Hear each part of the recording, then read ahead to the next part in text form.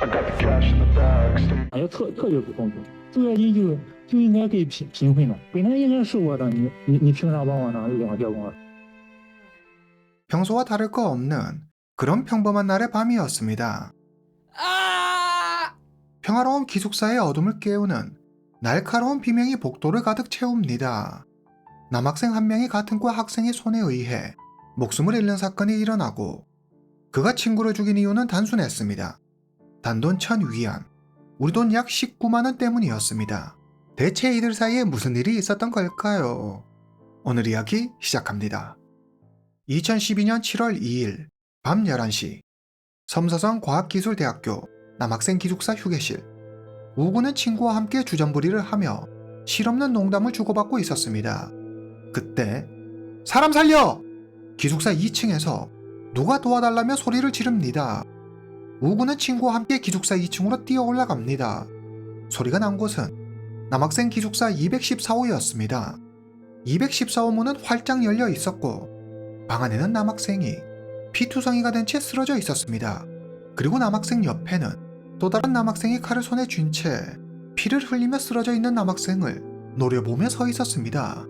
비명소리에 놀라 복도로 나왔던 학생들 대부분 겁에 질려 감히 나설 엄두를 내지 못하고 있었습니다. 몇몇 학생이 용기를 내 흉기를 들고 있는 범인을 잡으려고 하자 범인은 그런 학생들을 조롱하듯 칼을 휘두르며 위협합니다. 목숨이 아깝지 않으면 어디 한번 덤벼봐. 빨리! 그러고는 214호를 떠나 건너편 기숙사에 있는 자기 방으로 갑니다. 그는 범행에 사용한 칼을 자기 방에 두고 학생들이 지켜보는 가운데 보란듯이 학교를 빠져나갑니다. 놀란 학생들이 급히 경찰에 신고합니다. 얼마 후 구급대원이 현장에 도착합니다. 구급대원은 피해 학생을 곧장 병원으로 이송하지만 밤 11시 40분 치료를 받던 중 그는 숨지고 맙니다. 서안시 경찰은 사건 현장을 목격했던 학생들을 대상으로 단문조사를 실시합니다. 여기에서 경찰은 몇 가지 중요한 사실들을 알게 됩니다. 용의자 장화부, 섬서성 과학기술대학교 기계과 3학년입니다. 피해자 미가경, 장화부와 같은 과 친구로 과 대표를 맡고 있습니다. 친구들의 말에 의하면 당시 상황은 이러했습니다. 미가경이 공부를 마치고 잠자리에 들 준비를 합니다. 그는 자리에 눕기 전 물을 마시고 있었습니다. 그때 누가 방문을 박차고 안으로 들어옵니다. 같은 과 장화부였습니다. 장화부는 조금의 망설임도 없이 곧장 미가경에게 가더니 칼을 꺼내 그를 찌릅니다. 얼마나 세게 찔렀는지 30cm나 되는 칼이 휘어질 정도였습니다. 너무나 갑작스러운 일에 미가경은 미처 손 쓸 틈도 없이 그대로 당하고 맙니다. 기숙사 방에 있던 다른 친구들 역시 순식간에 일어난 일에 너무 놀라 다들 어찌할 바를 모릅니다. 범행 직후 장화부는 자기 기숙사 방으로 돌아가 칼을 버리고 빠르게 학교 밖으로 도망칩니다. 이후 장화부가 어디로 갔는지 그의 행방을 아는 이는 아무도 없었습니다. 경찰은 장화부의 기숙사 방에서 범행 도구인 칼 말고도 공책 한 권을 발견합니다. 장화부의 일기였습니다. 그 자식은 왜 이렇게 다 순조로운 거지? 다 그 자식 때문이야. 분명 그 자식이 뒤에서 조작한 거야. 내 손으로 직접 처리해 주겠어. 그의 일기에는 원망과 복수를 다짐하는 글이 적혀 있었습니다. 그가 쓴 일기로 미루어 볼 때 장화부는 미리 범행을 계획하고 준비한 것으로 보입니다. 그가 무엇 때문에 미가경에게 이런 마음을 먹게 된 건지 장화부를 잡으면 그 답을 알 수 있을 겁니다. 경찰은 먼저 섬서성 과학기술대학교 주변을 조사합니다. 그리고 장화부가 수사망을 피해 기차나 버스를 이용해 다른 도시로 갔을 가능성을 염두에 두고 기차역과 버스 정류장도 조사합니다. 하지만 별다른 단서를 찾지 못합니다. 만약의 경우 경찰에게 잡힐까 두려웠던 장화부가 스스로 목숨을 끊었을 가능성도 있다고 생각해 경찰은 주변 강과 호수까지 수색 범위를 넓힙니다. 경찰은 장화부가 몸을 숨겼을 만한 장소를 샅샅이 뒤져보지만 그의 그림자조차 찾지 못합니다. 경찰은 장화부가 이미 서안시를 떠나 고향 상락시로 도망갔을 가능성이 크다고 생각합니다. 고향 상락시에는 장화부의 둘째 누나 장량량 가족이 살고 있습니다. 평소 장화부는 둘째 누나 장량량과 무척 사이가 좋았습니다. 경찰은 장화부의 둘째 누나 장량량을 만나러 상락시로 갑니다. 장량량은 임신한 상태였습니다. 장화부가 같은 과 친구를 칼로 찌르고 도망쳤어요. 천만다행으로 피해 학생이 살아났지만 더 늦기 전에 빨리 장화부를 찾아야 해요. 이렇게 있다 더 큰 처벌을 받을 수도 있어요. 경찰은 장량량이 동생 장화부를 숨겨줬을 가능성이 크다고 생각해 피해자가 살아있다고 거짓말을 합니다. 장량량이 말합니다. 동생은 절 찾아오지 않았어요. 요즘 들어서는 연락 한 통 없었어요. 경찰은 장량량을 그녀가 일하는 공장까지 태워다 줍니다. 그리고 그곳에서 뜻하지 않게 중요한 사실을 알게 됩니다. 장량량이 공장 안으로 들어가자 경비원이 경찰을 찾아옵니다. 저 장량량이 말하지 말아달라고 하긴 했는데 영 찝찝해서 말이죠. 사실 얼마 전에 어떤 남자가 위에 옷도 안 입고 공장에 와서는 누나를 찾는다고 하더라고요. 장량량이요. 장량량을 만나러 왔다고 했어요. 경비원의 말을 들은 경찰은 생각합니다. 장량량이 우리를 속이고 있구나. 경찰은 공장 정문에 설치된 CCTV 영상을 확인합니다. 사건 발생 다음 날인 7월 3일, 공장 정문 쪽으로 장화부의 모습이 보입니다. 잠시 후 그와 만나는 장량량의 모습도 보입니다. CCTV 영상을 보여주자 장량량도 별 수 없이 자기가 거짓말을 했다고 시인합니다. 동생이 왼팔을 크게 다쳤어요. 친구와 다투다 실수로 찔렀다고 하더라고요. 무슨 일이 있었던 건지 확실하게 말하지 않아 저도 잘 몰라요. 전 다친 팔을 치료하라고 500위안 준 게 다예요. 동생은 돈을 받더니 바로 가버렸어요. 목격자들의 증언에 따르면 범행 당시 장화부는 다친 곳이 없었다고 했습니다. 그가 왜 왼팔을 다쳤는지는 알 수 없지만 여기서 한 가지 예상 가능한 게 있죠. 장화부는 다친 팔을 치료하기 위해 병원에 갔을 거라는 겁니다. 서안시 경찰은 상락시 주변 경찰서 5곳에 장화부의 신상 정보를 포함한 사건 관련 공문을 보내 협조를 요청합니다. 그들은 상락시에 있는 정형외과를 전수조사합니다. 얼마 지나지 않아 경찰은 한 병원에서 장화부의 진료 기록을 찾아냅니다. 그리고 장량량의 남편, 그러니까 장화부의 매형이 장화부를 이곳 병원까지 데려와 치료를 받게 했다는 사실도 알아냅니다. 경찰은 장량량을 다시 찾아가지만 그녀는 모른다는 말만 반복할 뿐 다른 말은 하지 않습니다. 경찰은 장화부의 도주를 도운 장량량의 남편을 체포해 유치장에 구류하고 거짓말로 경찰 수사를 방해한 장량량에게는 임신 중인 점을 고려해 따로 유치장에 구류하지는 않지만 강하게 경고합니다. 혐의를 부인하던 장량량의 남편은 경찰의 추궁에 결국 범행을 시인하고 관련 내용을 자백합니다. 경찰은 장량량 남편의 진술을 토대로 장화부의 도주 경로를 파악합니다. 장화부는 병원에서 치료를 받고 시외버스를 타고 상해로 갔습니다. 서안시 경찰은 상해경찰과 협력해 장화부의 행적을 뒤쫓습니다. 7월 21일, 상해시 경찰은 장화부가 상해에 있는 한 폐공장에서 숨어 지낸다는 제보를 받습니다. 그들은 즉시 서안시 경찰에 연락해 장화부가 숨어있는 폐공장을 급습합니다. 사건이 일어나고 19일 만에 범인 장화부가 붙잡힙니다. 검거 당시 장화부의 손에는 21위안밖에 남아있지 않았습니다. 긴 노숙으로 장화부의 행색은 거지나 다름없었습니다. 그는 왼팔에 붕대를 감고 있었습니다. 장화부의 말에 따르면 범행 직후 그는 학교를 빠져나와 고속도로 톨게이트로 갑니다.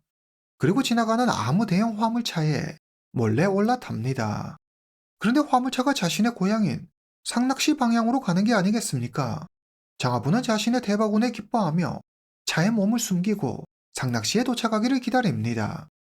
다음날 아침, 상락시의 모습이 하나둘 보이기 시작합니다. 화물차가 목적지에 도착하기 전 장화부는 차에서 내려야 합니다. 만약 이대로 자기 존재가 들키기라도 하면 경찰에 붙잡히고 말 겁니다. 장화부는 차가 속도를 늦추기 기다리고 있다가 차가 속도를 늦추자 차 밖으로 냅다 뛰어내립니다. 고속도로 위를 달리는 차에서 뛰어내리다니 당연히 몸이 상할 리가 없었습니다. 장화부는 뛰어내리면서 왼팔에 크게 다칩니다. 그는 아픈 팔을 부여잡고 둘째 누나 장량량을 찾아갑니다. 그녀는 동생에게 왼팔을 치료할 돈을 주고 동생이 도망칠 수 있게 도와줍니다. 상해에 도착한 장화부는 매일 쓰레기통을 뒤져 배를 채우고 밖에서 잠을 잤습니다. 경찰 조사에서 장화부는 따뜻한 기숙사방이 무척 그리웠다고 말합니다. 그리고 자기가 저지른 짓을 후회한다고 하죠. 就是和我都是同班同学，不管发生啥事，都去解决的。我没权利把他，我感觉我特别的对不起他。他一个人孤零零的睡在那，我又想，我马上死，我就是去。 그러면 장화부의 진술에 따라 사건을 재구성해 보겠습니다. 장화부, 1986년 6월 출생. 그는 섬서성 상락시의 한 가난한 농부의 아들로 태어납니다. 산 중턱에 있는 이 허름한 집이 바로 장화부의 집입니다. 장화부네 집은 마을에서도 가난한 편이었습니다. 장화부의 부모는 돈을 벌기 위해 외지로 나가 일을 했습니다. 장화부는 네 남매 중 셋째입니다. 장화부가 형제 중 가장 공부를 잘했습니다. 마을에서도 알아주는 우등생이었죠. 장화부의 부모는 셋째 아들 장화부에게 거는 기대가 컸습니다. 아들이 출세해 집을 일으켜 세울 거라고 믿었습니다. 세월이 흘러 장화부의 큰 누나와 둘째 누나가 시집을 가고 동생은 외지로 나가 일을 합니다. 장화부 혼자만 계속 학교에 다녔죠. 온 가족이 십시일반으로 모은 돈으로 장화부는 학업을 이어갈 수 있었습니다. 장화부가 계속 공부를 할 수 있게 온 가족이 매달린 셈이죠. 가족의 미래가 자기에게 달려 있다는 걸 너무나도 잘 알고 있던 장화부는 열심히 공부합니다. 근데 너무 공부만 해서일까요? 장화부는 점점 괴팍해지고 친구와 있기보다는 혼자 있는 걸 더 좋아합니다. 중학교를 졸업한 장화부는 현지에서 가장 좋은 고등학교에 들어갑니다. 당시 장화부를 담당했던 교사의 말에 따르면 장화부는 내성적이고 말이 없어 무슨 생각을 하는지 도통 알 수가 없었다고 합니다. 이해하기 어려운 학생 중 한 명이었다고 하죠. 문제 푸는 걸 도와줘도 뭘 해줘도 고맙다는 소리 한번 들어본 적이 없었다고 합니다. 장화부는 친구들과도 어울리지 않고 늘 혼자 지냈습니다. 혼자만의 세계에 빠져 사는 것 같은 장화부에게 친구가 없는 건 어찌 보면 당연한 일이었습니다. 특히 장화부는 집에 대해 이야기하는 걸 극도로 싫어했습니다. 하지만 뭐가 어찌됐든 당시의 장화부를 기억하는 사람들은 모두 한 목소리로 말합니다. 장화부는 진짜 그 누구보다도 열심히 공부했어요. 정말 대단했죠? 2009년 23살이 된 장화부는 삼수 끝에 섬서성 과학기술대학교 기계과에 합격합니다. 대학에 들어간 장화부는 친구도 사귀고 적극적으로 학교 생활을 합니다. 이전 학창 생활과 달리 사람들과도 잘 어울리고 밝은 모습을 보이죠. 학교에서 장화부는 미가경을 만납니다. 미가경은 과 대표이자 장화부와 같은 기숙사 방을 쓰는 룸메이트입니다. 처음 두 사람은 말이 잘 통해 금방 친해집니다. 가난한 시골 마을을 떠나 좋은 환경에서 좋은 친구들과 함께 지내니 장화부는 너무 행복했습니다. 장화부는 자기가 성공할 거라는 걸 믿어 의심치 않았습니다. 그는 대학에서도 열심히 공부해 꾸준히 상위권을 유지합니다. 하지만 얼마 지나지 않아 그는 자신과 친구들이 출발선부터 다른 삶을 살고 있다는 사실을 깨닫게 됩니다. 친구들은 학생 신분에 좋은 차를 타고 다니고 백화점에서 옷을 사 입고 맛있는 음식을 찾아 좋은 식당에도 갑니다. 장화부 자신은 한 번도 해보지 못한 꿈 같은 일이 친구들의 삶에서는 현실이고 일상이었습니다. 정작 자신은 정부에서 지원해주는 정부 장학금이 없으면 학교도 다닐 수 없을 정도로 가난한데 노력해도 채울 수 없는 간극이 존재한다는 사실에 자괴감을 느낍니다. 날이 갈수록 장화부의 자격지심과 열등감이 폭발합니다. 장화부의 룸메이트이자 친구 미가경은 장화부와 달리 밝고 긍정적인 사람이었습니다. 좋은 집안에서 사랑을 많이 받고 자라 아기가 없고 주위 사람들을 살뜰히 잘 챙기는 정 많은 사람이었습니다. 미가경은 형편이 어려운 장화부를 위해 책을 사주거나 간식을 챙겨주는 등 여러 방면으로 도움을 주려고 노력했습니다. 그러나 어느 날부턴가 장화부는 이런 미가경의 호의가 불편해지기 시작합니다. 미가경이 가난하다고 자기를 우습게 보고 깔봐서 하는 행동이라고 생각하죠. 장화부는 미가경과 크게 다투고 기숙사 방을 옮깁니다. 방을 옮긴 장화부는 이후에도 룸메이트들과 계속 문제를 일으켜 몇 번이나 기숙사 방을 바꿉니다. 장화부는 주위 사람들이 다 자기를 무시하고 업신여기는 것 같아 견딜 수가 없었습니다. 그래서 말도 안 되는 사소한 일로 트집을 잡고 시비를 걸었죠. 친구들은 모두 그의 곁을 떠나갑니다. 혼자 남겨진 장화부는 사람들이 자기가 가난하다고 우습게 보는 거라며 사람들 탓을 합니다. 이런 생각들이 꼬리에 꼬리를 물면서 장화부는 더 큰 열등감과 좌절감에 빠집니다. 중국 장학재단은 매년 형편이 어려운 학생들에게 국가 장학금을 주는 정책을 실시하고 있습니다. 장하부는 당연히 이 국가 장학금 지원 대상입니다. 2011년 9월, 장화부가 대학교 3학년이 됩니다. 학교에서는 장학금을 지원할 학생들을 선정해 등급을 나누는 일을 하고 있습니다. 장화부는 자기가 최고 등급을 받아 3,500위안을 지원받을 거로 생각했습니다.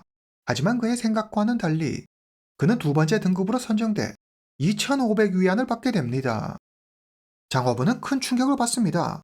아니 분노합니다. 자기가 왜 두 번째 등급인지 도저히 납득할 수 없었습니다. 그는 생각합니다.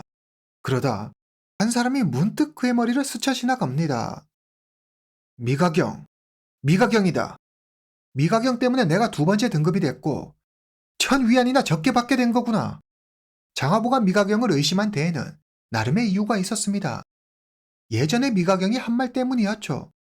미가경이 절 괴롭혔어요. 1학년 때 일이에요. 그가 장학금 혜택이 더 많은 사람한테 돌아가야 한다고 하더라고요. 그건 말이 안 되죠. 불공평하잖아요. 장학금은 가난한 사람한테 줘야 한다고요. 그건 제 거예요. 장하부는 그때 미가경이 한 말을 마음에 두고 있었고 그가 뒤에서 자기가 최고 등급 장학금을 지원받는 걸 받지 못하게 조작했다고 생각했습니다. 당연히 말도 안 되는 일이죠. 미가경은 그럴 능력도 고난도 없는 그저 학생에 불과했으니까요. 하지만 미가경을 향한 장하부의 분노는 걷잡을 수 없이 커집니다. 그 정도가 심해져 피해망상에 시달리게 되죠. 미가경이 자기를 험담하고 친구들과 짜고 자기를 따돌린다고 생각합니다. 장하부의 눈에 미가경과 친구들은 악마나 다름없었습니다. 그는 이제 학교 가는 것조차 두려워집니다. 장하부는 학교 수업에 빠지고 혼자 PC방에 가서 게임을 하며 시간을 보냅니다. 2011년 10월, 장하부는 도박성 게임을 접하게 됩니다. 용돈벌이나 좀 해볼까 하고 가볍게 시작한 게임이었습니다. 처음에 돈을 좀 따니 장하부는 신이 납니다. 이보다 쉬울 순 없었죠. 하지만 이내 2,000위안을 잃고 맙니다. 장하부는 하늘이 무너져 내리는 것 같았습니다. 2,000위안은 그의 한 학기 생활비입니다. 계속 학교에 빠지면서 장하부는 전 과목 F학점을 받는 지경까지 이르게 됩니다. 장하부는 스스로 목숨을 끊기 위해 40위안을 주고 칼을 한 자루 구매합니다.